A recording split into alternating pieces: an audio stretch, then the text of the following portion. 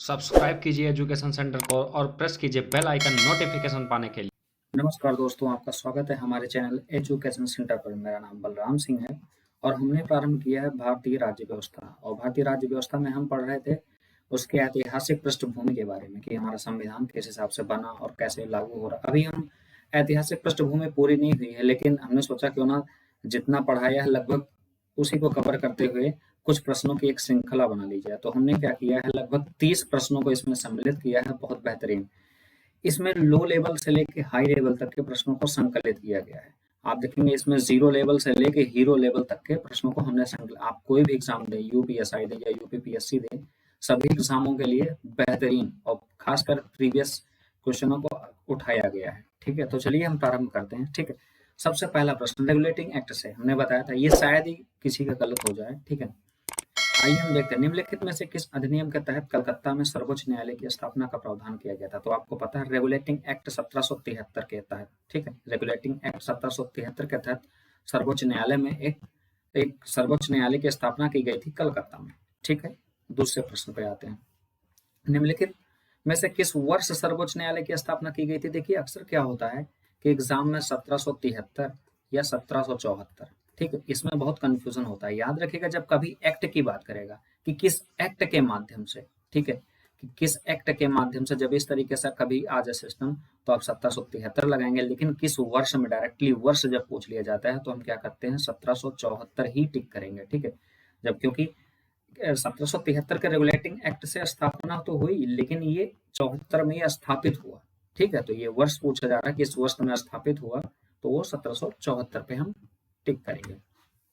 ये देखिए बहुत बेहतरीन प्रश्न, देखने में डरना नहीं है, बहुत देखने में बड़ा है, डरने का आवश्यकता नहीं। देखिए बहुत इजी कैसे होता है, देखिए बहुत बारीकी से पढ़ना होगा, नहीं तो अक्सर क्या होता है लोग गलत गए, अगर जल्दबाजी में आपने पढ़ा तो ये प्रश्न गलत हो जाएगा। ठीक है, भारत में सर्वोच्च न्यायालय की स्थापना 1774 के रेगुलेटिंग एक्ट के माध्यम से की गई। क्या आपको लगता है कि ऐसा कुछ हुआ? बिल्कुल। आप क्या करेंगे, एक लाइन में पढ़ेंगे और आप इसे टिक कर देंगे कि ये सही है। ठीक है, एक्चुअल में ये गलत है, ध्यान से पढ़िए इसको। भारत में सर्वोच्च न्यायालय की स्थापना 1774 के रेगुलेटिंग एक्ट के माध्यम से की गई। हमारा जो रेगुलेटिंग एक्ट था वो 1774 नहीं, 1773 का रेगुलेटिंग एक्ट था। हम अभी यही पीछे ही चर्चा कर रहे थे। ठीक है, पीछे वाले प्रश्न में। दूसरा हम आते हैं, भारत में सर्वोच्च न्यायालय की स्थापना 1773 में की गई। देखिए दोनों एक दूसरे के अपोजिट है। ठीक, बस सन को बदल दी। ये देखिए एग्जाम में ऐसे ही खेला होता है। ठीक है, हम क्या करते हैं, जल्दबाजी में पढ़ते हैं और सवाल को गलत कर देते हैं। ठीक है, तो भारत में सर्वोच्च न्यायालय की स्थापना 1773 के रेगुलेटिंग एक्ट से की गई थी और 1774 में वह स्थापित हुआ। इस एक्ट के माध्यम से, इसका मतलब रेगुलेटिंग एक्ट की बात कर रहे हैं, इस एक्ट के माध्यम से बंगाल के गवर्नर को भारत का गवर्नर जनरल कहा जाने लगा। बंगाल के गवर्नर को भारत का गवर्नर जनरल कहा जाने लगा, गलत बात। बंगाल के गवर्नर को बंगाल का गवर्नर जनरल कहा जाने लगा। बंगाल के गवर्नर को क्या कहा जाने लगा, ये तो नाम ऐसे था, एक नया शब्द जनरल को इसमें ऐड कर दिया गया था, बंगाल का गवर्नर जनरल। उस हिसाब से यहाँ पे उपयुक्त में से कोई नहीं। आपके हिसाब से लगा कि एटलीस्ट 1 और 2 तो सही होने चाहिए। देखिए यही होता है कि अगर आप जल्दबाजी में पढ़ते हैं तो आते हुए प्रश्नों को आप गलत कर देंगे। हम आगे की तरफ बढ़ेंगे। ठीक, रेगुलेटिंग एक्ट से हमने हल्का सा बदलाव किया है। रेगुलेटिंग एक्ट के संदर्भ में कौन कौन से तथ्य सत्य हैं, सत्य कथनों की पहचान कर रहे हैं। एक सेकंड पीछे, सत्य कथन तो नहीं पूछ रहे थे। ठीक है, सत्य कथन ही पूछ रहे थे, ये बहुत इंपॉर्टेंट है, ये जरूर देखना जरूरी है। ठीक है, सत्य कथन यहाँ पूछा जा रहा है। भारत में सर्वोच्च न्यायालय की स्थापना 1773 के रेगुलेटिंग एक्ट के माध्यम से की गई, बिल्कुल सही, अभी पीछे चर्चा भी कर चुके हैं। भारत में सर्वोच्च न्यायालय की स्थापना 1774 में की गई, बिल्कुल सही। ठीक, इस एक्ट के माध्यम से बंगाल के गवर्नर को बंगाल का गवर्नर जनरल कहा जाने लगा। अब देखिए दोनों प्रश्नों को मिक्स कर दीजिए, आपका जबरदस्त एक नहीं 3 प्रश्न तैयार हो गए। ठीक है, तो देखिए 1, 2 और 3। ठीक है, ये तीनों सही है, तो इस हिसाब से गा सही हो जाएगा। देखिए अब आप छोटे एग्जाम में आएंगे तो आपको केवल यही पूछेगा कि सर्वोच्च न्यायालय की स्थापना किस एक्ट के माध्यम से की गई, आप क्या करेंगे 1773 का रेगुलेटिंग एक्ट। लेकिन बड़ा एग्जाम दे रहे हैं, ठीक है, तो आपको इसी कोड के हिसाब से, जब ये 1, 2, 3 जिस हिसाब से दिया इसको बोलते हैं कोड। ठीक है, कोड के हिसाब से प्रश्नों के दिए जाते हैं। रेगुलेटिंग एक्ट के संदर्भ में सेम वही प्रश्न है, नहीं अलग है। ठीक है, रेगुलेटिंग एक्ट के संदर्भ में कौन कौन से तथ्य सत्य हैं। ठीक है, आइए देखते हैं। इस एक्ट के माध्यम से पहली बार कंपनी को नियमित और नियंत्रित या निगमित भी कहीं लिखा है तो घबराने की आवश्यकता नहीं है, सेम है। ठीक है, नियमित और नियंत्रित करने की दिशा में ब्रिटिश सरकार द्वारा उठाया गया पहला कदम था। बिल्कुल सही। 1773 का जो रेगुलेटिंग एक्ट था, ठीक है, 1773 का रेगुलेटिंग एक्ट में ये पहला कदम था जो कंपनी को क्या करता था, नियंत्रित करता था। जैसा नाम से ही पता चला, रेगुलेटिंग मतलब रेगुलेट करना, ठीक है, रेगुलेटिंग रेगुलेट करना, ठीक है। इस एक्ट के माध्यम से कंपनी के प्रशासनिक कार्यों को मान्यता मिली, लेकिन राजनीतिक कार्यों को मान्यता नहीं मिली। गलत, ठीक। आपने देखा होगा इस एक्ट के माध्यम से कंपनी को राजनीतिक और प्रशासनिक दोनों कार्यों को मान्यता मिलती। इस हिसाब से ये दूसरा पॉइंट गलत हो गया। नेक्स्ट पॉइंट पढ़ते हैं। इस एक्ट के माध्यम से कंपनी के राजनीतिक कार्यों को मान्यता मिली, लेकिन प्रशासनिक कार्यों को नहीं मान्यता मिली। देखिए ये 2 और 3 पॉइंट को क्या किया गया, उलट दिया गया, जबकि दोनों गलत है, ठीक है। याद रखिएगा दोनों, ठीक है, राजनीतिक और प्रशासनिक दोनों कार्यों को मान्यता मिलती। इस हिसाब से आपका ये केवल 1 सही होगा, ठीक है। नेक्स्ट बढ़ते हैं। रेगुलेटिंग एक्ट के संदर्भ में कौन कौन से कथन सत्य हैं, ठीक। ये सेम ये प्रश्न है, कोई, ठीक है, रिपीट हो गया, कोई दिक्कत नहीं। निम्नलिखित कथनों पर विचार कीजिए, ठीक है। हम देखते हैं, बहुत जबरदस्त प्रश्न। 1773 के एक्ट, इसका मतलब रेगुलेटिंग एक्ट। देखिए अगर यहाँ 1774 का एक्ट अगर लिखा होता तो ये यहीं से गलत हो जाता। यही ध्यान देना, बहुत छोटी छोटी बातों को ध्यान देना। 1773 के एक्ट के माध्यम से भारतीय शिक्षा पर 1 लाख रुपए खर्च करने का प्रावधान किया गया। वार्षिक 1 लाख रुपए खर्च करने का प्रावधान किया गया। पहले तो हमें यह देखना है कि भारतीय शिक्षा पर 1 लाख रुपए खर्च करने का प्रावधान कब किया गया। तो हमने बताया था 1813 के अधिनियम से, चार्टर एक्ट से, ठीक, 1813 के चार्टर से। अच्छा एक बात और याद रखनी है, प्रश्न अक्सर आता है कि कितने चार्टर आए थे, ठीक है, कितने चार्टर आए थे। तो आपको याद रखना टोटल 4 चार्टर आए थे और परिषदों की संख्या, ठीक है, अभी हाल ही में हुआ प्रश्न तो उसमें पूछा कितने परिषद आए थे, तो 3 प्रश्न आए, 3 परिषद आए थे, ठीक है, चार्टर 4 आए थे, ठीक। भारत के प्रथम गवर्नर जनरल वारेन हेस्टिंग थे। भारत के प्रथम गवर्नर जनरल, ये याद रखिएगा, जब 1773 का रेगुलेटिंग एक्ट आता है तो वहां बंगाल के गवर्नर जनरल, ठीक है, बंगाल के गवर्नर जनरल वारेन हेस्टिंग होते हैं। ये भारत के नहीं होते हैं, भारत के विलियम बेंटिंग होंगे, ठीक है। वो जो बंगाल के गवर्नर जनरल होंगे वो वारेन हेस्टिंग होंगे। उस हिसाब से ये भी गलत हो गया। आगे बढ़ते हैं। कंपनी का शासन भारत में 1600 से लेकर 1947 तक रहा। आपने देखा होगा कि कंपनी के शासन की बात करें, हमने 2 स्तर पे, अगर आपने हमारी वीडियो नहीं देखी तो देख लीजिएगा, उसमें हमने पहले ही वीडियो में बताया है कि वहां पे कंपनी का शासन को डिवाइड किया है, ठीक है, 1773 से लेके 1858 तक, ठीक है, क्योंकि 1858 में स्वतंत्रता की क्रांति होती है, उसी समय कंपनी को भंग कर दिया जाता है, खत्म कर दिया जाता है, ठीक है। तो 1858 तक इनका शासन था। उस हिसाब से ये तीनों प्रश्न आपके गलत हो गए। उपयुक्त सभी, गलत कथनों को पहचानना है, ठीक है, तो उपयुक्त सभी गलत है। देखिए प्रश्न बहुत ही जबरदस्त बनाए गए हैं, ठीक है, और बहुत बारीकी से। अगर आपने ऐसे ही एग्जाम में आते हैं, हम क्या करते हैं जल्दबाजी में प्रश्न पढ़ते हैं और सब शून्य कर देते हैं, ठीक। 1774 में स्थापित सर्वोच्च न्यायालय से कौन कौन संबंधित है, देखते हैं। एलिजा इम्पे, ये कौन था, ठीक, एलिजा इम्पे की जब हम बात करेंगे, ये सर्वोच्च न्यायालय के मुख्य न्यायाधीश थे, ठीक, सर्वोच्च न्यायालय के मुख्य न्यायाधीश थे। आपको पता है टोटल 3 थे, ठीक है, टोटल 4 थे, 1+3 के फॉर्म में, एक मुख्य न्यायाधीश, 3 अन्य न्यायाधीश, जिसमें पहले थे एलिजा इम्पे जो मुख्य न्यायाधीश थे, हाइड, चैम्बर, लिमेंस्टर, ठीक है, ये उपयोग सभी ये याद कर लीजिए। अक्सर क्या होता है निम्न मतलब निम्नलिखित में से 3 दे देगा और ये पूछ लेगा कि निम्नलिखित में से कौन मुख्य न्यायाधीश थे, तो आपको टिक करना होगा एलिजा इम्पे, या एक मिसिंग कर देंगे, पूछ लेंगे निम्नलिखित में से कौन उनसे संबंधित नहीं थे, तो एक आपको गायब कर देंगे, ठीक है। चलिए ये देखिए, हालांकि कोड नहीं दिया, ऐसे मिला लेते हैं हम लोग, ठीक है। सूची 1 को सूची 2 से मिलाना है, ये सूची 1 है, ठीक, ये फर्स्ट है और ये सूची सेकंड है। माफ कीजिएगा थोड़ी राइटिंग सही नहीं है हमारी, ठीक है।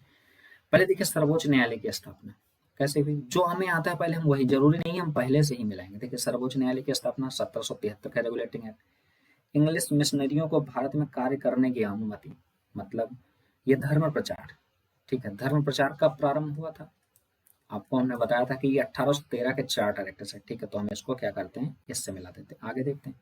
गवर्नर जनरल के परिषद में कानूनी सदस्य की नियुक्ति, ये भी आपने देखा था 1833 में, ठीक। अब एक बचा है, उसे आप मिला सकते हैं, ठीक। किस अधिनियम के द्वारा ब्रिटिश संसद ने चाय और चीनी, देखिए कहीं कहीं देखिए चाय और चीनी लिखा हुआ है। चाय अक्सर क्या होता है किताबों में चाय और चीनी लिखा होता है, चाय चाय एंड चीनी लिखा, तो चीनी से हम जो हम चाय में डालने वाली चीनी होती है उसे ना समझ, चीनी का मतलब चीन से है, ठीक है, इसलिए हमने यहाँ पे ऑब्लिक करके लिख दिया है। हो सकता है किसी एग्जाम में पूछ ले कि चाय और चीनी का क्या तात्पर्य है, ठीक है, चाय तो क्लियर हो गया, तो चीनी का तात्पर्य शुगर से नहीं बल्कि चीन देश से है, ठीक है। साथ देखिए ब्रिटिश ईस्ट इंडिया कंपनी ने चाय और चीनी के साथ व्यापार को छोड़कर ईस्ट इंडिया कंपनी के भारत के साथ व्यापारिक एकाधिकार को समाप्त कर दिया। हालांकि अभी जो ब्रिटिश ईस्ट इंडिया कंपनी थी पूरे भारत में व्यापार करती थी, तो उनका एकाधिकार इन दोनों सामान को छोड़कर यानी कि चाय और चीनी छोड़कर मतलब हटा दिया गया, मतलब एकाधिकार समाप्त कर दिया गया था। अब कोई भी ब्रिटिश अधिकारी आके व्यापार कर सकता है। तो ये पूछ रहे हैं कि किस सन में ऐसा हुआ, तो 1813 का जो चार्टर आया था, ठीक, इसमें ऐसा प्रोविजन 1813 के चार्टर में कई बदलाव। 1813 के चार्टर में 1 लाख रुपए शिक्षा पर वार्षिक 1 लाख रुपए वार्षिक शिक्षा पर खर्च करने का प्रोविजन आया, ठीक है। धर्म प्रचार के लिए वो स्वतंत्र हो गए, ठीक है, और ये आपने ये प्रश्न देख ही लिया, ठीक है, इसे आप नोट कर सकते हैं 1813 का चार्टर अधिनियम, ठीक है। प्रारंभ करते हैं नेक्स्ट क्वेश्चन।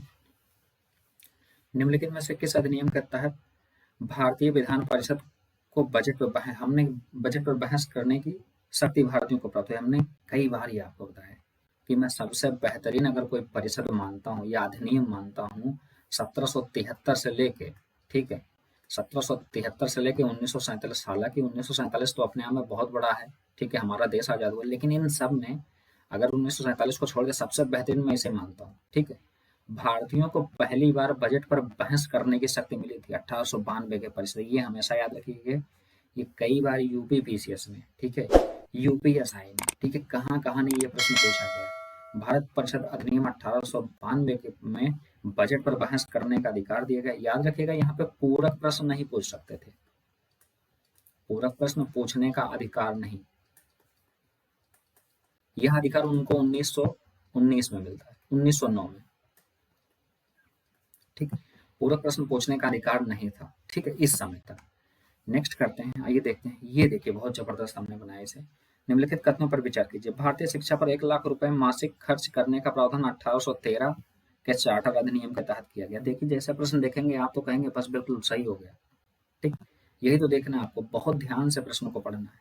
भारतीय शिक्षा पर 1 लाख रुपए मासिक खर्च करने, ठीक है, यहाँ देखिए गड़बड़ी कहाँ है, मासिक खर्च, जबकि हमने आपको बताया था कि 1 लाख रुपए वार्षिक खर्च करने का प्रोविजन था, तो उस हिसाब से ये पूर्णतया गलत हो गया, ठीक है, तो इस हिसाब से ये पॉइंट बिल्कुल गलत है। भारतीय शिक्षा पर 1 लाख रुपए खर्च करने हेतु जनरल कमेटी या पब्लिक इंस्ट्रक्शन का गठन किया था, बहुत इंपॉर्टेंट, ठीक है। ये हो सकता है कि किसी छोटे मोटे एग्जाम में केवल 1 लाइनर में पूछ ले कि भारतीय शिक्षा पर जो 1 लाख रुपए खर्च करने का प्रोविजन था वो किस आधार पर किया गया था या किस कमेटी के आधार पर किया गया था। तो याद रखिएगा उसका नाम था जनरल कमेटी या पब्लिक इंस्ट्रक्शन।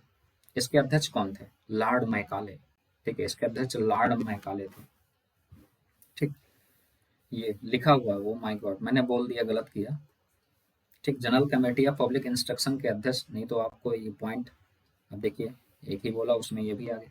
जनरल कमेटी या पब्लिक इंस्ट्रक्शन के अध्यक्ष लॉर्ड मैकाले थे। काले गोरे शिक्षा का जनक लॉर्ड मैकाले को माना जाता है, ठीक है, ये कहीं बहुत कम देखने को मिलता है, ये 4 पॉइंट काला गोरा शिक्षा जो है इन्होंने प्रारंभ किया, तो उस हिसाब से केवल फर्स्ट गलत है, 2 3 4 सही है, ठीक है, 2 3 4 कहाँ पर है, ये इस पर है, ठीक है, गा, ये गा आपका सत्य, असत्य तो नहीं पूछा गया, विचार कीजिए। सत्य कथनों की, ये बहुत क्या होता है एग्जाम में हम लोग यही गलती करते हैं, ठीक है, देखिए सत्य कथनों की पहचान करनी थी हमें। प्रांतों में द्वैध शासन का प्रारंभ हो, ये प्रश्न सैकड़ों बार आया, प्रांतों में द्वैध शासन, रट लीजिए यहीं पे कि भारत परिषद अधिनियम 1919, ठीक, भारत परिषद अधिनियम 1919 में ये आया था, 1919 में प्रांतों में द्वैध शासन। अब आप देखेंगे केंद्र में द्वैध शासन कब आया, केंद्र में द्वैध शासन, ठीक है, वो 1935 में, भारत शासन अधिनियम 1935 में आता है, ठीक है, नोट कर लीजिए। प्रांतों में द्वैध शासन को कब समाप्त किया गया, ये देखिए बहुत ही महत्वपूर्ण, पीछे जैसे 1919 में तो आता है लेकिन ये चल नहीं पाता है, ठीक है, बहुत ज्यादा चल नहीं पाता, 1935 में इसे खत्म करना पड़ता है, ठीक है, तो याद रखिए 1935 में वो भारत मतलब प्रांतों में द्वैध शासन को समाप्त करके केंद्र में द्वैध शासन को प्रारंभ किया जाता है। 1858 द्वारा स्थापित भारत परिषद को कब समाप्त किया गया? देखिए, भारत परिषद में हमने बताया 3 परिषद थे, ठीक, 1861 परिषद, 1892 और 1919, 1909, ठीक है। ये आपका 1935 में समाप्त कर दिया जाता है। किस अधिनियम के तहत संघीय न्यायालय की स्थापना की गई? किस अधिनियम? ये देखिए, कंफ्यूजन यहाँ बना सकते हैं, ठीक है। किस अधिनियम? जब अधिनियम की बात आएगी तो भारत शासन अधिनियम 1935 के तहत संघीय न्यायालय की स्थापना। याद रखिएगा, ये संघीय न्यायालय है, आप रेगुलेटिंग एक्ट के तहत सर्वोच्च न्यायालय मत लगा दीजिएगा, ठीक है। एक संघीय न्यायालय की बात कर रहे हैं, हमने शायद ये से नहीं पढ़ाया था, ठीक है, कोई बात नहीं, लेकिन आप यहाँ देख सकते हैं, इसीलिए प्रश्नों को सम्मिलित किया है कि कुछ अगर महत्वपूर्ण बिंदु अगर छूट जाते हैं तो हम उसे इस प्रश्नों के हिसाब से सम्मिलित कर लेंगे, ठीक है। भारत शासन अधिनियम 1935 के तहत संघीय न्यायालय की स्थापना की गई थी। कब की थी? 1935 का अधिनियम था 1937 में। जैसे आपने देखा कि 1773 के रेगुलेटिंग एक्ट के माध्यम से 1774 में कलकत्ता में क्या किया जाता है? सर्वोच्च न्यायालय की स्थापना की जाती है। सेम उसी प्रकार संघीय न्यायालय की स्थापना भारत शासन अधिनियम 1935 के तहत की जाती है, लेकिन कहाँ? 1937 में, ठीक है। किस वर्ष संघीय न्यायालय की स्थापना? लीजिए, नेक्स्ट प्रश्न ही आ गया, ठीक है, 1937। किस वर्ष संघीय न्यायालय की स्थापना की गई? 1937 में। कई बार प्रश्न, ये जितने भी प्रश्न हैं कई बार पूछे गए हैं। कुछ प्रश्न जो हमने बनाए हैं वो थोड़ा घुमा कर बनाए हैं। नेक्स्ट टाइम और भी बेहतरीन प्रश्नों को मैं संकलित करूंगा। बस आपका एक सहयोग चाहिएगा, आप हमारे चैनल को शेयर कीजिए, ठीक है। अगर अच्छा लगे तो बिल्कुल सब्सक्राइब कीजिए। अगर आप इस लेक्चर की या इस प्रश्नों की पीडीएफ चाहते हैं तो टेलीग्राम पे जाइए, वहां पे सर्च कीजिए @MyEducationCenter। जब आप वहां पे सर्च करेंगे @MyEducationCenter तो इस तरीके का आपको वहां पे लोगो दिखेगा, ठीक है। वहां पे एक नीचे सबसे नीचे होगा ज्वाइन बटन। जब आप ज्वाइन कर लेंगे तो वहां पे हमारे लेक्चर की सारे नोटिफिकेशन भी मिलेंगे और आपको कोई भी मैं लेक्चर करूंगा तो उसका पीडीएफ मैं डाल दिया करता हूँ, आपको पीडीएफ में मिल जाएगा। भारत के प्रथम गवर्नर जनरल। भारत के प्रथम गवर्नर जनरल, अब देखिए, आपको पता होगा 1773 का जो रेगुलेटिंग एक्ट था उसमें बंगाल के गवर्नर को बंगाल का गवर्नर जनरल बोला जाता है, बंगाल का गवर्नर जनरल, ठीक है। लेकिन जब 1833 आता है, ठीक है, तो इसी बंगाल के गवर्नर जनरल को भारत का गवर्नर जनरल बोला जाता है। ये वारेन हेस्टिंग थे यहाँ पर, ठीक है। अब जब भारत के गवर्नर जनरल की बात करते हैं तो विलियम वेंटिक पहले थे, विलियम वेंटिक, ठीक है। भारत के प्रथम वायसराय और अंतिम गवर्नर जनरल, ये देखिए प्रश्नों को कैसे घुमाया गया। पहले तो ये पता होना चाहिए कि वायसराय कौन थे, कब हुआ। तो आपको पता होगा 1 नवंबर, मैंने लेक्चर लिया था उसमें बताया था, 1 नवंबर 1858 में क्या हुआ था? महारानी यहाँ पर आती हैं, ठीक है। उनका पत्र कौन पढ़ता है? Lord Canning. लॉर्ड कैनिंग महोदय क्या करते हैं? उनका पत्र पढ़ते हैं, ठीक है। तो इनको पत्र पढ़ने वाला वायसराय भी कहा जाता है। तो ये पहले ऐसे व्यक्ति थे, ठीक है, जो भारत के तो आपको पता होगा कि 1833 के बाद जो भी गवर्नर थे उन्हें भारत के गवर्नर जनरल कहा जाने लगा। जब ये आते हैं तो इन्हें वायसराय की उपाधि दी जाती। तो ऐसे व्यक्ति थे जो अंतिम अंतिम गवर्नर जनरल थे, किसके? भारत के। यहाँ पे अंतिम भारत के गवर्नर जनरल, ठीक है, ये यहाँ पे नोट कर लीजिएगा, अंतिम भारत के गवर्नर जनरल थे, ठीक है। और उसी समय महारानी आ जाती हैं तो इनको वायसराय की उपाधि दी जाती है, ठीक है। तो वायसराय का तात्पर्य प्रत्यक्ष रूप से शासन, ठीक है। तो यहाँ पे आपका सही आंसर होगा लॉर्ड कैनिंग, याद रखिएगा, ठीक है, लॉर्ड कैनिंग। भारत के प्रथम वायसराय और अंतिम governor general, same question repeated है। नेक्स्ट, केंद्र में द्वैध शासन का प्रारंभ कब हुआ? मैं पीछे में चर्चा कर चुका हूँ। केंद्र में द्वैध शासन 1935, ठीक है। भारत में विधान पालिका प्रथम बार द्विसदनीय बनाई गई। देखिए, ये हमने कई बार बताया। और आप क्या कीजिए, इसको हम कमेंट्स में हमको बताइएगा कि इसका प्रश्न, इसका सही क्या है, ठीक है। यहाँ पे आपको पता होगा कि 1892 में क्या किया था? पहली बार बजट पर बहस।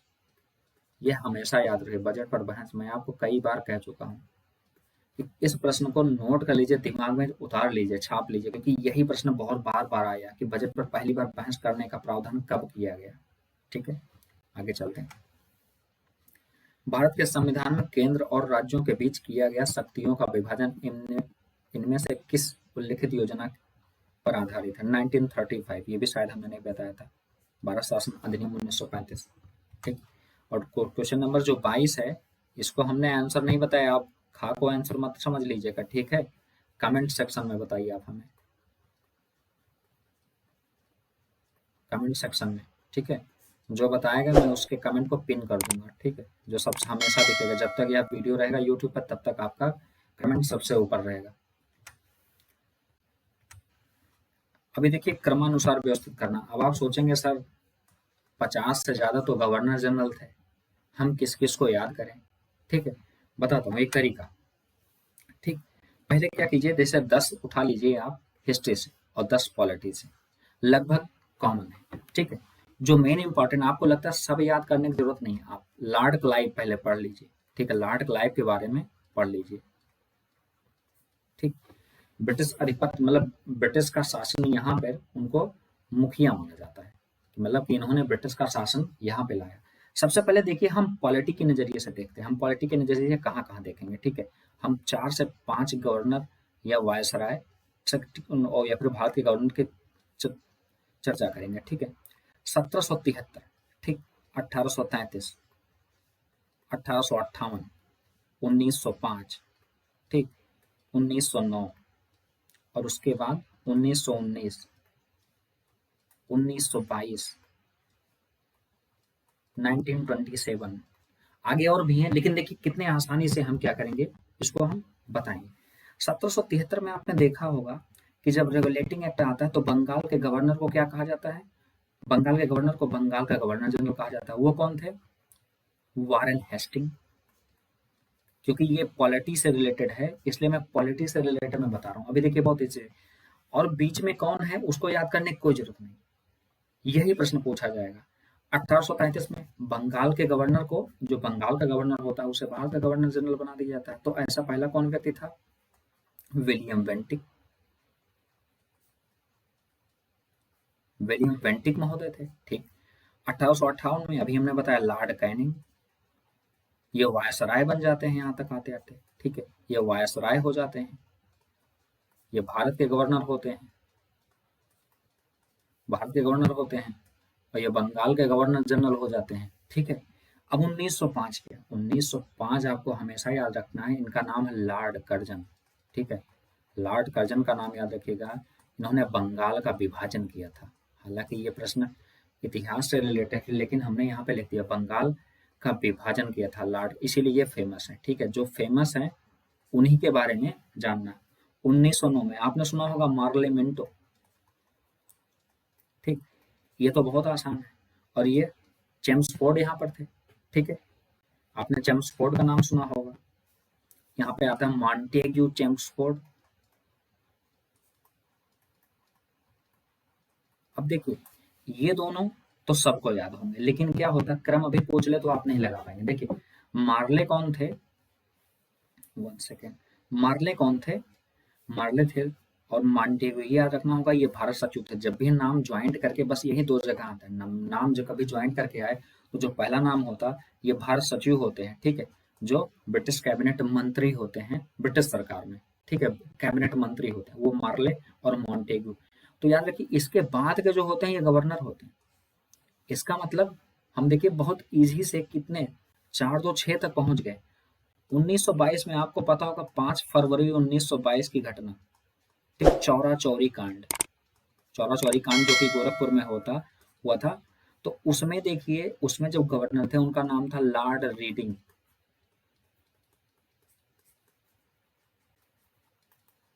उनका नाम लॉर्ड रीडिंग था। अब आप ये देखिए कितनी आसानी से, और ये 1927, देखिए बहुत इजी से हमें उन्हें याद करना है जो महत्वपूर्ण है। ये देखिए यहाँ तक तो कोई दिक्कत ही नहीं होनी चाहिए, ठीक। इन दोनों में कोई दिक्कत नहीं होनी चाहिए, ये हो सकता है थोड़ी बहुत दिक्कत हो क्योंकि इतिहास का पोर्शन है, ठीक है। लॉर्ड रीडिंग देखिए 1773 का रेगुलेटिंग एक्ट वारेन हेस्टिंग बताया था, 1870 विलियम बेंटिंग, 1858 लॉर्ड कैनिंग, क्योंकि ये तीनों तो आपको याद करना ही पड़ेगा, ये अक्सर आ जाते हैं प्रश्न। 1905 बहुत महत्वपूर्ण, बंगाल का विभाजन लॉर्ड कर्जन। अब मार्ले मिंटो 1909 सांप्रदायिक जनक, मिंटो मार्ले को सांप्रदायिक जनक माना जाता है, ठीक है। 1919 मॉन्टेगू चेम्सफोर्ड, चेम्सफोर्ड कौन था, जब आपने देखा होगा कि वो 19 जलियांवाला बाग हत्याकांड होता तो चेम्सफोर्ड ने क्या किया था, गोली चलाने का आदेश दिया था, ठीक। तो उस समय गवर्नर चेम्सफोर्ड थे। तो ये देखिए तरीका है क्रम लगाने का, ठीक है। ये चेम्सफोर्ड के समय जनरल डायर थे, याद है, जनरल डायर ने गोली चलाने का आदेश दिया था। तो याद रखिए कि ये देखिए चेम्सफोर्ड भी उसी समय और जनरल डायर भी 1919। तो देखिए क्रम कभी भी पूछे, अब देखिए कैसे आसानी से होगा। लॉर्ड कर्जन 1905, चेम्सफोर्ड 1919, ठीक है, Lord Canning 1958, Lord Minto, Minto की बनता है मार्ले मिंटो, इसका मतलब 1909, सांप्रदायिक जनक। अब देखिए 1909, 1905, 1858, ठीक है, ये 1858, लॉर्ड कैनिंग ये प्रथम वायसराय थे 1858। तो देखिए फर्स्ट पे ये हो जाएंगे, तीन एक ही जगह है, ये देखिए बहुत इजी मिल गया, कुछ करने की जरूरत नहीं है, ठीक है, बहुत इजी तरीके से आप याद कर सकते हैं इस चार्ट। ये एज इट इज जैसे मैं लिखा हूँ एज इट इज आपको पीडीएफ मिल जाएगी, आप उसे डाउनलोड करके देख लीजिएगा एक बार।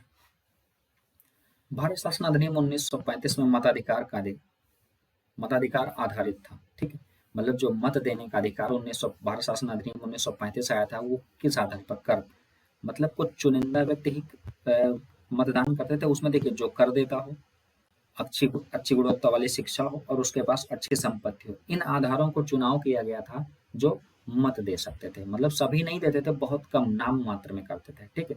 तो उपयुक्त सभी, ये याद रखिएगा, कई बार ये प्रश्न आ चुका है, ठीक है। निम्नलिखित अधिनियम में से किस अधिनियम के फलस्वरूप वर्मा भारत से, वर्मा का मतलब म्यांमार, जो आज ठीक म्यांमार है उसे वर्मा बोलते हैं, ठीक है। ये देखिए ये शायद हमने नहीं पढ़ा था, गवर्नमेंट ऑफ इंडिया एक्ट मतलब भारत शासन अधिनियम 1935, भारत शासन अधिनियम 1935 के माध्यम से वर्मा को अलग कर दिया गया था भारत से, क्योंकि उसके पहले वो भारत का पार्ट था, ठीक है। ये देखिए बहुत जबरदस्त प्रश्न, ठीक है। भारत संविधान के संबंध में निम्नलिखित कथनों पर विचार कीजिए। संविधान सभा की मांग सर्वप्रथम 1934 कांग्रेस ने, एक सेकेंड पॉइंटर नहीं, ठीक है, पॉइंटर नहीं दिख रहा था। सर्वप्रथम कांग्रेस ने 1934 में आधिकारिक रूप से घोषणा की, ठीक है। संविधान सभा की मांग सर्वप्रथम कांग्रेस ने 1934 में आधिकारिक रूप से घोषणा की। अब देखिए ये प्रश्न ऐतिहासिक रूप से इंपॉर्टेंट है, ठीक है। अब हम अगर इसमें थोड़ा बहुत भी नहीं जानते तो इस प्रश्न को कर ही नहीं पाएंगे, ठीक। देखिए याद रखिएगा, हमने लास्ट लेक्चर में जो हमारा फोर्थ वीडियो था उसमें हम बताया था जो एम.एन. रॉय थे, ठीक है, एम.एन. रॉय महोदय ने 1934 में पहली बार संविधान सभा को मांगे की थी, ठीक है, उस पर विचार पर या गठन पर सबसे पहला अपना प्रस्ताव प्रस्तुत किया था, ठीक है। फिर जस्ट एक साल बाद, ठीक है, 1935 में कांग्रेस ने क्या किया, आधिकारिक रूप से घोषणा की। वो कई बार मतलब ऐसे शब्दों में कह रहे थे, लेकिन आधिकारिक रूप से किसी प्रकाशन के माध्यम से नहीं कहा। वह प्रकाशन का माध्यम कब हुआ? 1935 में। 1935 में क्या करते हैं, आधिकारिक रूप से घोषणा करते हैं। उस हिसाब से हम ये देखते हैं संविधान सभा की मांग सर्वोत्तम कांग्रेस 1934 में की, ये देखिए सन गलत हो गया, यहाँ पे 1935 होना चाहिए। नेक्स्ट पॉइंट देखते हैं, संविधान सभा के गठन का सर्वप्रथम विचार एम.एन. रॉय ने, एम.एन. रॉय ने तो किया, बिल्कुल सही है, लेकिन ये सन गलत है, 1935 ना होकर 1934। देखिए ऐसे क्या होता है, कोर्ट में प्रश्न देते हैं, अगर आपने बारीकी नहीं देखी, ठीक है, हल्की सी भी अगर आपने बारीकी नहीं देखी तो आपका प्रश्न गलत हो जाएगा। भारत के संविधान का निर्माण करने का प्रस्ताव क्रिप्स मिशन द्वारा 1942 में किया गया, बिल्कुल सर, ठीक है, पहली बार आया था, हालांकि ये मुस्लिम लीग ने इसका अस्वीकार कर दिया था, ठीक है, ये स्वीकार नहीं हुआ क्योंकि पाकिस्तान की कोई बात नहीं हुई थी इसमें। फिलहाल यही एक ऐसा पॉइंट है जो आपका सही है, बाकी के ये दोनों पॉइंट पूर्णतया गलत है, ठीक है। तो केवल का 2 ऑप्शन इज द करेक्ट। निम्नलिखित कथनों को सही क्रम में संयोजित कीजिए। वाह क्या बात है। अब देखिए आपको लगेगा बहुत, अगर आपने हल्का सा भी ध्यान नहीं दिया तो प्रश्न आपका बिल्कुल गलत हो जाएगा, ठीक है। याद रखिए सबसे पहले क्रिप्स आया था, मतलब इसमें नहीं, मैं बताऊं क्रिप्स और कैबिनेट में सबसे पहले क्रिप्स आया था 1942 में, ठीक है, जिससे अस्वीकार कर दिया जाता है। फिर उसके बाद कैबिनेट आता है, ठीक है, कैबिनेट मिशन आता है, तो वो आता है 1946 में। अब अभी बाकी हमने चर्चा कर ली, एम.एन. राय ने क्या किया, 1934 में अपना विचार प्रस्तुत किया, कांग्रेस ने 1935 में, क्लियर है। क्रिप्स मिशन आया था 1942 में, क्लियर है। कैबिनेट मिशन का गठन 1946। अब बहुत आसानी से हम इसकी सेटिंग कर सकते हैं, ठीक है। 1934 इसका मतलब 2, सबसे पहले हम ये देखेंगे 2 एक ही जगह है, ये देखिए करेक्ट। अगर एक भी पता है तो हम आसानी से कर सकते हैं, ठीक है। अगर आप तुक्का लगाएंगे तो इसमें पॉसिबिलिटी बहुत कम है कि आप सही कर पाए। कैबिनेट मिशन योजना के अंतर्गत संविधान निर्मात्री परिषद में प्रत्येक प्रांत को आवंटित सदस्य संख्या निर्धारित करने के लिए प्रतिनिधि कितनी संख्या के अनुपात में थे। ठीक है, सीधा सा जवाब इतना लंबा चौड़ा लिखा है। ठीक है, मतलब जो आम चुनाव हुए थे उसमें एक सीट पे 10 लाख लोग थे। ठीक, जो आम चुनाव हुए थे ये 10 लाख लोगों पर एक सीट थी, ये बस याद रखना है। ठीक है, उसका जो अनुपात था 10 लाख था। निम्नलिखित में से कौन कैबिनेट मिशन की बात करेंगे जो 1946 में आया था। ठीक है, उसका सदस्य नहीं था। देखिए, एबी अलेक्जेंडर, स्टोफर्ड क्रिप्स और पैथिक लॉरेंस। ये कहीं कहीं पैथिक लॉरेंस लिखा रहता है तो घबराने की आवश्यकता नहीं। ठीक है, लगभग मिलते जुलते नाम। और विलियम वुड नहीं थे। ठीक, विलियम वुड नहीं थे, तो ये गलत हो जाएगा। कौन नहीं था, साफ साफ यही पूछा कौन नहीं था, या कूट के माध्यम से पूछ लेता कौन कौन थे। तो याद रखिए कि ये 3 सदस्यीय कमेटी थी। ठीक है, जिसमें पैथिक लॉरेंस, स्टोफर्ड क्रिप्स, ठीक है, और एबी अलेक्जेंडर सम्मिलित थे।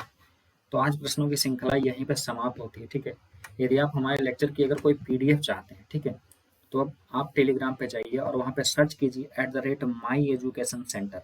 आपको इस तरीके से लोगो मिलेगा, आप उसे ज्वाइन कर सकते हैं। और आप लोगों से एक लास्ट में एक रिक्वेस्ट है कि हमारे चैनल को सब्सक्राइब कीजिए अगर आपको अच्छा लग रहा है, और शेयर भी कीजिए। ठीक है, आप कमेंट करिए, आपके कमेंट से ही हम मोटिवेट होते हैं। ठीक है, धन्यवाद।